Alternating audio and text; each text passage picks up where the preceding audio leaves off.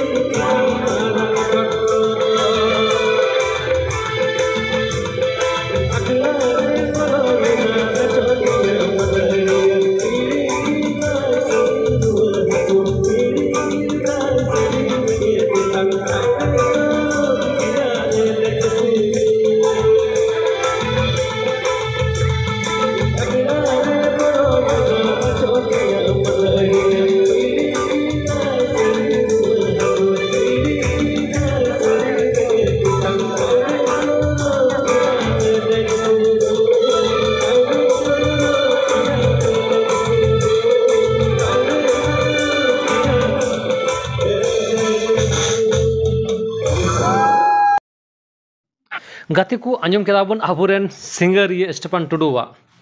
आम दो आदिवासी मायाम रेताम रस्का आदो तीन मौज और जमक सला को एने आर को सेरिंग तबना नेल केदा पे तीन रस्का एकदम आम दो आदिवासी मायाम रेताम रस्का आदो चलो तबे तीन रस्का पे आइकाव केदा ना कमेंट पे लई तबना मा जतो को जोहार गे।